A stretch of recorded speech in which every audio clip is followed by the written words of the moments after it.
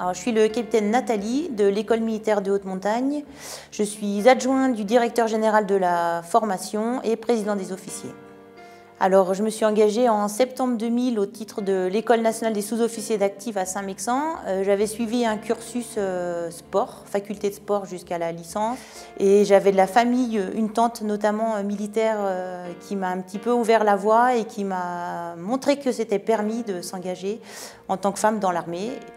À l'issue de Saint-Mexan, je suis allée au 68e régiment d'artillerie d'Afrique de la Valbonne en tant que sergent.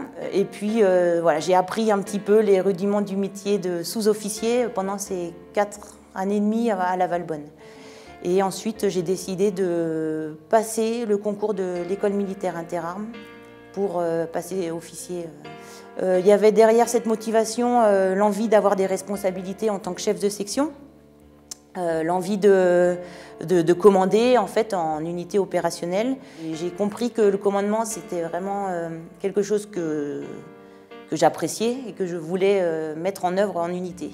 Alors à l'issue de Couët-Quidan, j'ai fait mon école d'application à Draguignan pendant 1 an et j'ai choisi le 93e régiment d'artillerie de montagne de Vars.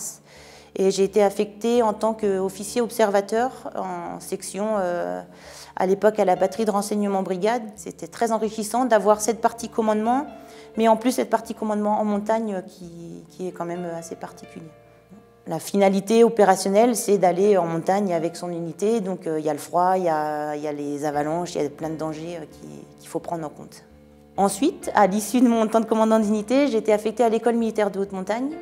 Et je poursuis mon cursus montagne que j'avais entamé au 93 pour essayer potentiellement d'aller sur le moniteur guide militaire, voilà, si j'arrive à avoir le niveau requis.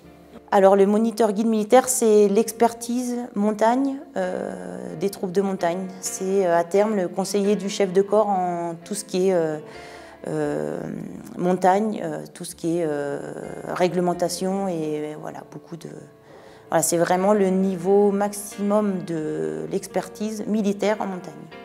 Alors oui, on peut rester une femme, c'est complètement compatible. Il y a vraiment le militaire, capitaine Nathalie militaire, et le capitaine, enfin madame Nathalie, civile. Donc c'est vraiment 2 choses qui sont complètement différentes.